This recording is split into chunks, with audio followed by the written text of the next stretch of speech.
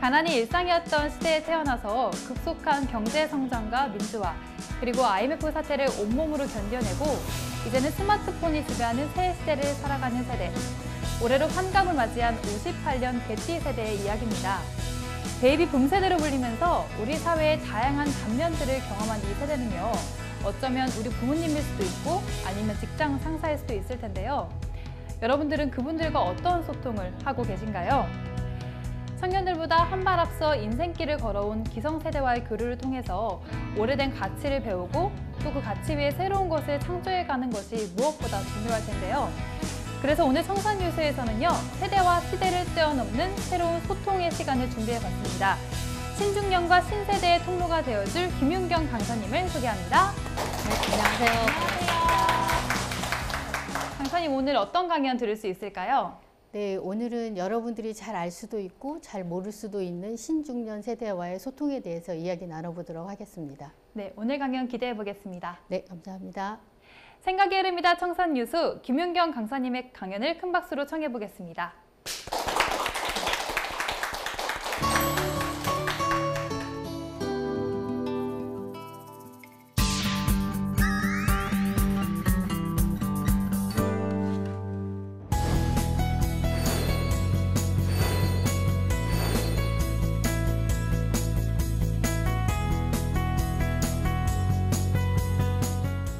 안녕하세요. 반갑습니다. 김윤경입니다.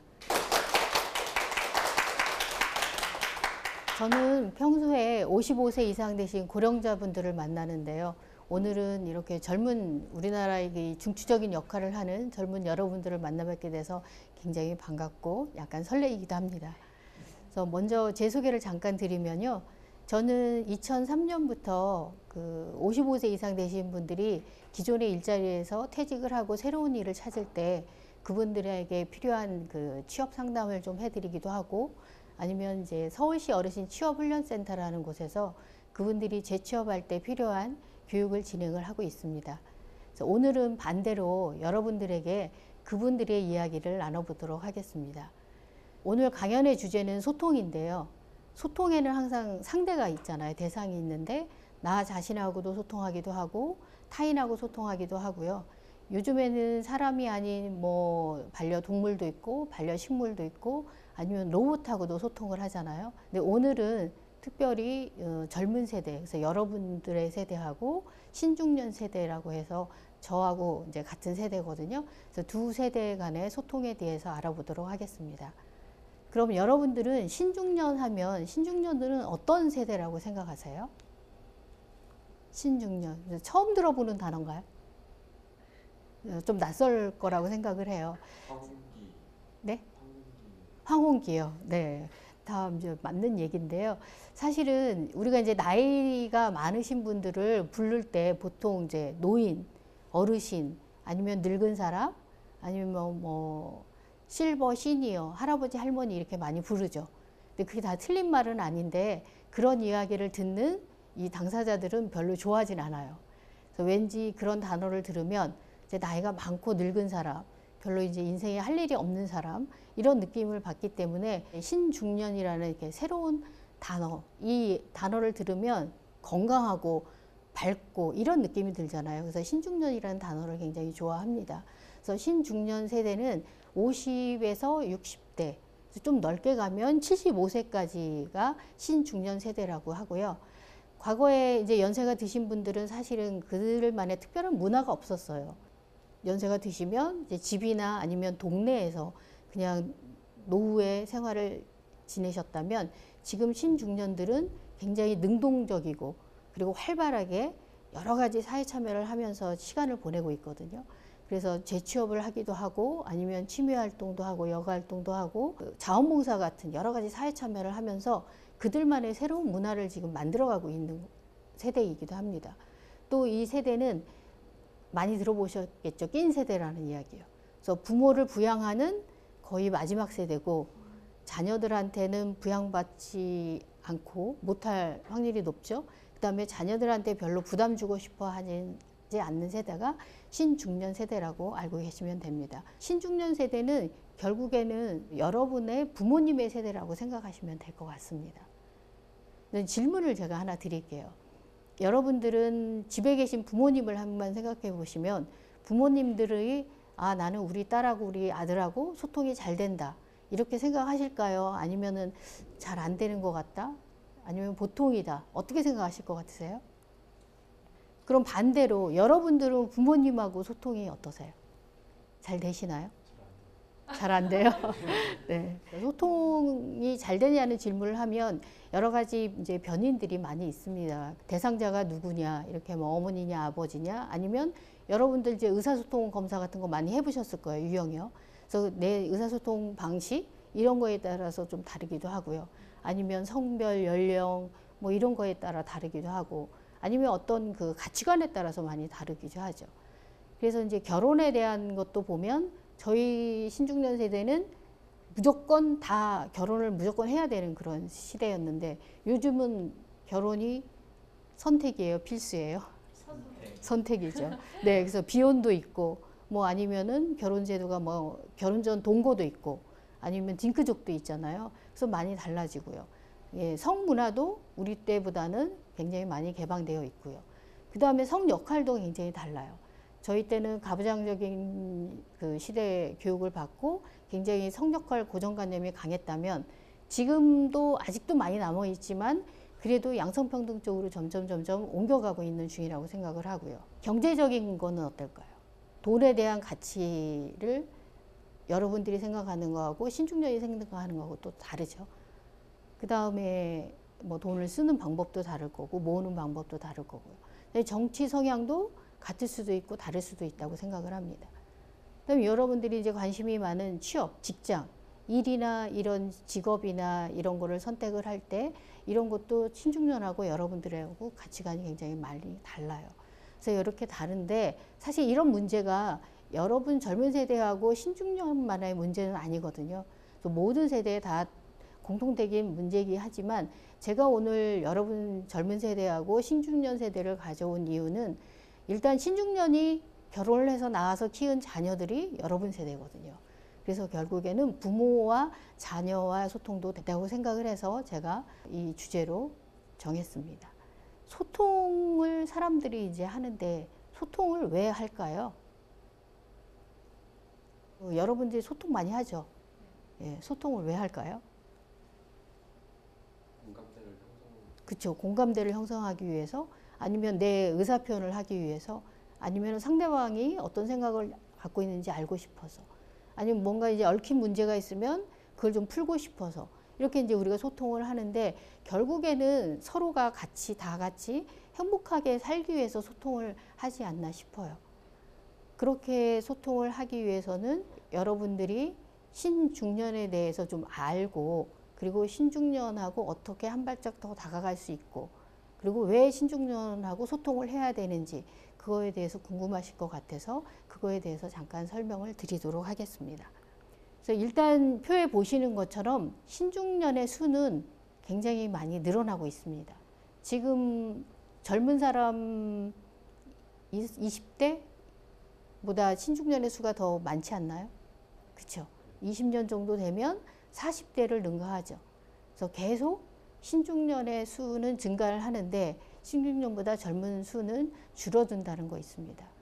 사실 옛날에는 오래 사시는 분들이 적었어요. 그래서 오래 사신 분들이 그분들이 그 살아온 경험이 굉장히 그 존중받고 가치가 있었기 때문에 그분들이 집안에서 어른 역할도 하고 아니면은 동네 어른 역할도 하고 그다음에 오래 사신 분들이 그 생활 속에 어떤 백과사전 역할도 하고 존중을 받았는데 지금은 사실은 굉장히 많이 달라요. 이렇게 이제 노년의 수가 많아지기 때문에 저희가 이제 신중년한테도 물어보죠. 노인 하면 어떤 생각이 드세요? 그럼 물어보면 처음에 딱 떠오르는 단어가 긍정적인 단어보다 부정적인 이야기가 굉장히 많아요. 젊은 여러분들한테 물어보면 긍정적인 대답이 떠오르세요? 부정적인 대답이 떠오르세요? 네, 그래서 제일 많이 나오는 이야기가 뭘까요? 고집이 세다. 뭐 자기밖에 잘 모르는 것 같다. 뭐 여러 가지 이제 이야기가 나옵니다. 근데 앞으로는 많이 달라질 거라고 생각을 해요. 왜 그러냐면 신중년들은 그 옛날에 많이 배우지를 못했어요. 사실은. 배우지를 못해서 배움에 대한 한이 좀 있습니다. 그래서 이분들이 지금은 퇴직을 하고 조금 여유도 있고 시간 여유도 있고 이러면 이분들이 교육을 많이 받으러 다녀요. 그래서 뭐 노인복지관이나 아니면은 동네 구청이든지 아니면 지자체든지 어디든지 가면은 무료 교육도 많고 아니면 정말 작은 돈 조금만 내면 받을 수 있는 교육들이 어마어마하게 많습니다. 그래서 그런 교육을 많이 받으면서 이분들이 지금까지 갖고 있던 그런 생각에서 많이 깨지고 있어요. 그래서 가치관도 많이 달라지기도 하고 그리고 젊은 사람들하고 어떻게 소통해야 되는지도 많이 듣고 있거든요. 그래서 많이 노력을 하고 있습니다. 저 같은 경우도 이제 센터에서 신중년들한테 그 소통 강의도 하는데요. 그럴 때 그분들한테 얘기 많이 해요. 그래서 뭐 연세 드셨다고 대접받으려고 하지 말고 그리고 내가 뭐 많이 알고 있다 그래서 젊은 사람들한테 잔소리하지 말고 이런 얘기 많이 하거든요. 그 다음에 신중년들은 기본적으로 굉장히 부지런해요. 젊어서 가난했잖아요. 어렸을 때. 그래서 생활전선에 나가서 많이 일을 했습니다. 학교를 다닌다기보다는 그렇기 때문에 생활력도 강하고 부지런을 해서 이분들이 집에 있으려고 하지 않죠. 웬만하면 밖으로 나와서 활동을 하려고 많이 합니다. 그러다 보니까 여러분들이 계속 신중년을 만나는 시간이 많아지는 거예요. 이미 젊은 사람들이 신중년들하고 많이 만나고 있습니다. 표에 보면은 20대의 취업률을 64세까지 취업률이 넘어섰죠. 그 다음에 65세 이상 되신 분들의 취업률도 떨어지지 않고 계속 유지가 되고 제가 볼 때는 조금씩이라도 올라갈 거라고 생각을 합니다. 이렇게 되니까 여러분들은 이미 일자리에서 신중년을 만날 수밖에 없어요. 그러면 또 이제 여러분들이 그래요. 아, 신중년들이 그럼 우리 일자리를 차고 들어오는 거 아니에요? 이런 얘기 하는데 제가 이쪽에서 십몇 년 일을 해본 결과로는 그럴 경우는 거의 없어요. 신중년들은 이미 기존 일자리에서 퇴직을 하고 새로운 일자리에 들어오는데 새로운 일자리를 들어올 때 이분들이 가는 일자리는 거의 대부분 3D 업종에 많이 갑니다. 지금 신중년들이 가는 일자리 중에 남녀 성별에 상관없이 제일 많이 취업되는 업종은 환경미화예요. 청소 쪽. 남성들이 제일 많이 가는 업종은 경비입니다. 그래서 이런 데는 일단 몸이 힘들기도 하고 젊은 사람들은 조금 더 생산적인 데 가서 일을 하셔야 되기 때문에 이런 데 잘 들어오지 않죠. 그리고 임금도 적어요. 그래서 겹치는 경우는 거의 없고 신중년들이 다시 재취업을 하면 대부분은 여러분들이 신중년들을 관리하고 감독하는 위치에 있게 됩니다. 그래서 이분들은 시간제 일자리 아니면 비정규직 아니면은 뭐 사회공헌이라 해서 자원봉사로 일자리를 많이 가게 되거든요. 그래서 여러분들이 신중년들과 어떻게 소통하느냐에 따라서 여러분들의 업무 성과도 달라질 거고 업무 스트레스도 많이 달라질 거라고 저는 생각을 합니다. 한 예를 들면 신중년이 이제 여러분이 일하는데 신중년이 오셨어요. 그럴 때 여러분들이 그분들한테 뭔가 이제 인쇄물을 하나 줘야 된다 하면 글자 수를 몇으로 뽑아서 인쇄를 드릴 거예요?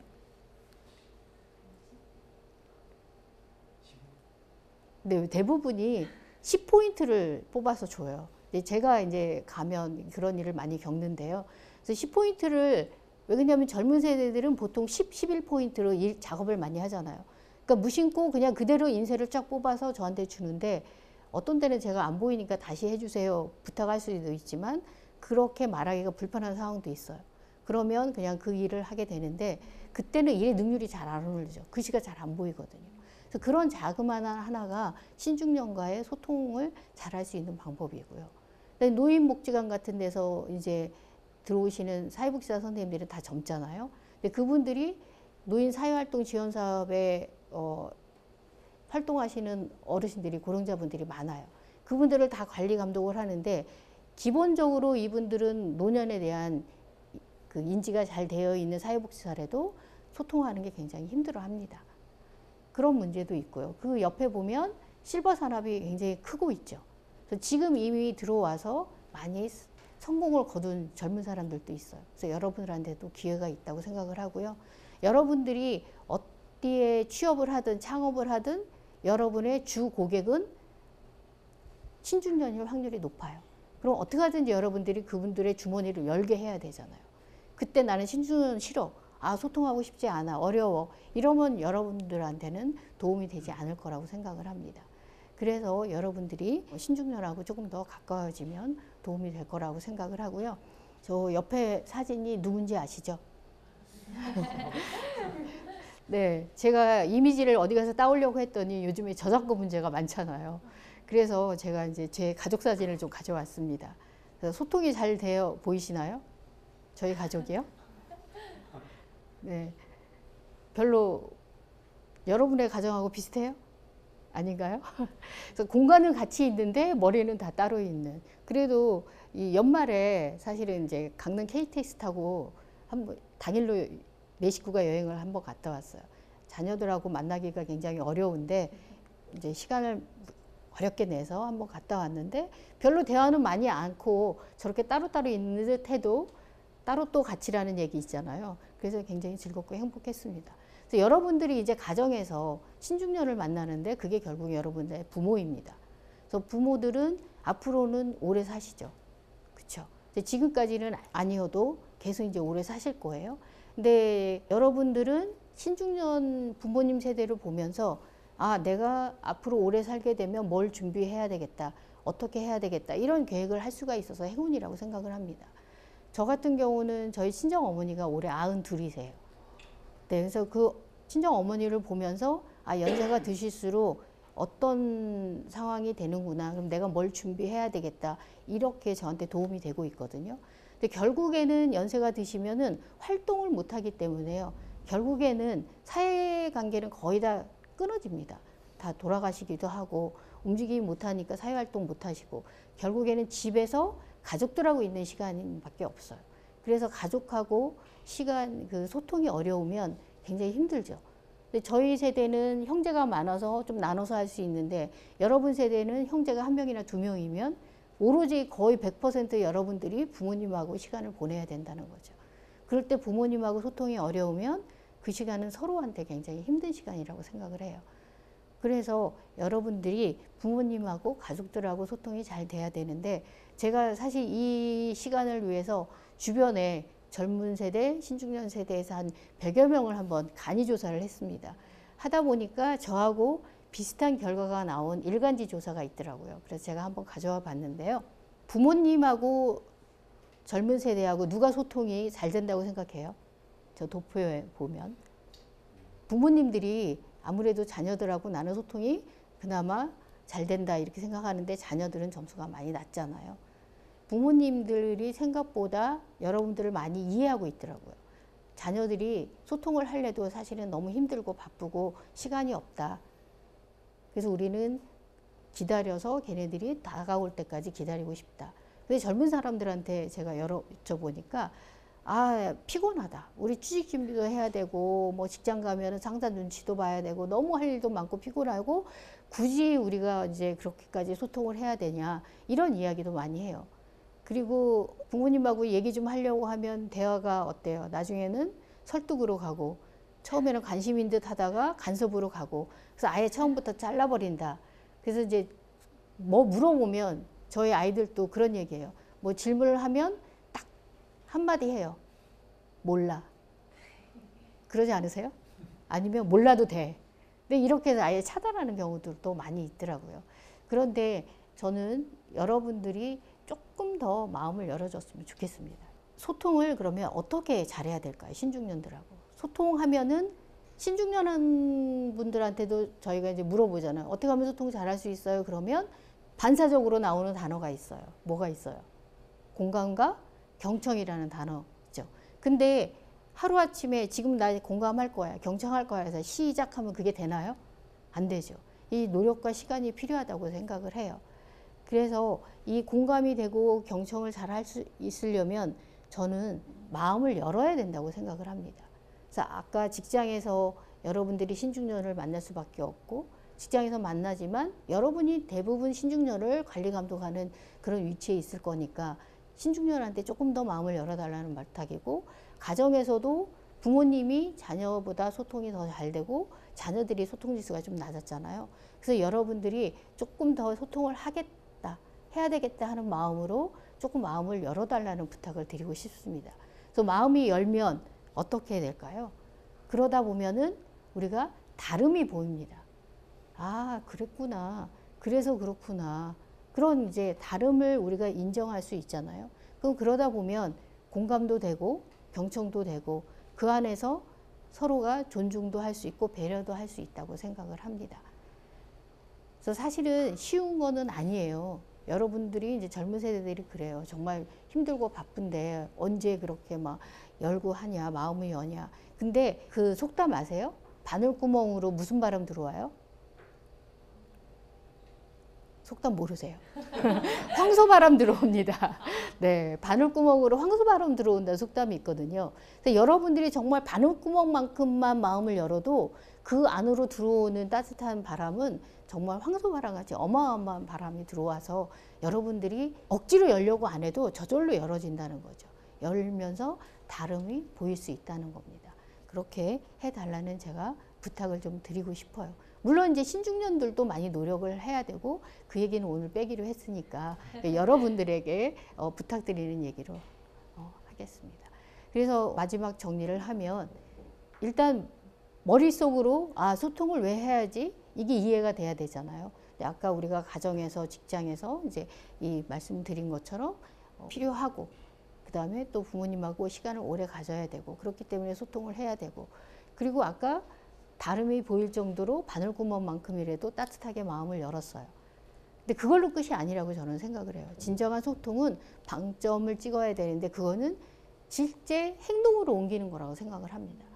실천이나 거기에 실행이 되지 않으면 소통이 될 수가 없다고 생각을 해요. 그래서 직장에서 여러분들이 신중년을 만나게 되면 그분들이 퇴직하고 다시 들어왔을 때는 기존에 갖고 있던 어떤 가치관이나 어떤 자기에 대한 우월감이나 이런 걸 거의 다 깨고 들어왔을 거예요. 그분들은 많이 시간이 지나면서 깨졌거든요. 그래서 그분들을 조금 더 따뜻한 시선으로 바라봐주고 먼저 가서 인사도 좀 한번 나눠보고요. 아니면은 지나온 시간 어떻게 살아오셨는지 한번 이야기도 들어보고요.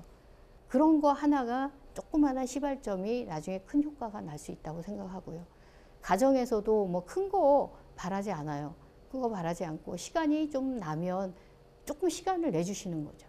그리고 요즘에 이제 퇴직하시고 할 일이 없어서 막막하신 부모님 계시면 정말 술 한잔을 하자고 먼저 제의를 하셔가지고 그냥 술도 한잔 하시고 그냥 시시콜콜 이야기도 나눠보시고 앞으로 어떻게 우리가 살아갈까 같이 한번 이야기 나눠보는 것도 굉장히 좋고요.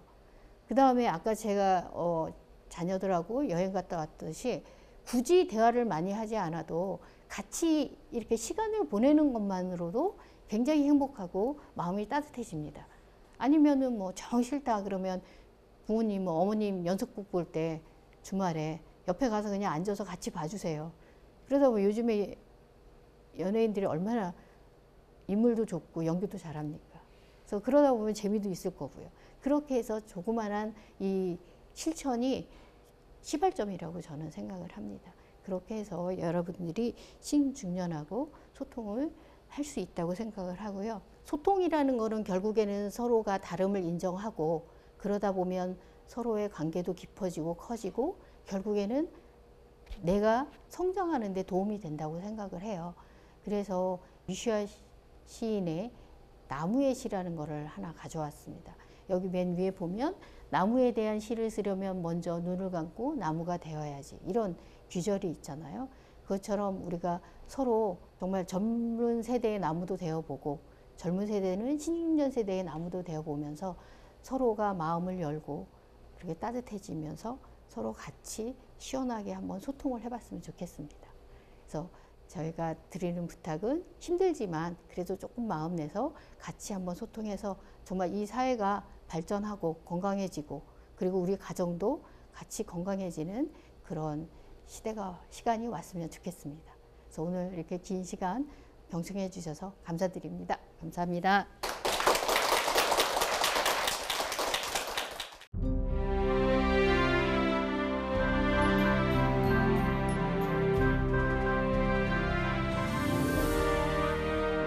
이번 강연은 신중년과의 소통에 대해서 이야기 들어봤는데요. 이번 순서는 강연자의 삶에 영향을 끼친 인생책을 소개해 주시는 시간입니다. 오늘 어떤 책 준비하셨나요? 네, 오늘은 유시화 시인이 엮은 책인데요. 잠언 시집이에요. 네. 그래서 지금 알고 있는 걸 그때도 알았더라면 이런 이제 제목인데요. 여러분도 보셨을 수도 있는데 제가 오늘 그 신중년 세대와의 소통으로 이야기를 했기 때문에 여러분들이 시간이 지나고 나면 아, 그때 그걸 알았으면 조금 더 인생이 풍요로워질 수도 있었을 거다. 이런 생각도 후회도 되는 경우도 있고 그런 경우가 많더라고요. 저도 살아보니까. 그래서 이 잠언 시집, 요즘에는 뭐 자기계발서 이런 것도 굉장히 많은데 그보다는 이 잠언 시집에 있는 내용들이 여러분들이 그 자기계발서 이상으로 여러분들한테 생각을 많이 할 수 있고 인생에 도움이 되는 내용이 많을 것 같아서 제가 이 책을 좀 가져왔습니다. 혹시 감명 깊게 읽으신 소절 있으시면 소개 부탁드릴게요.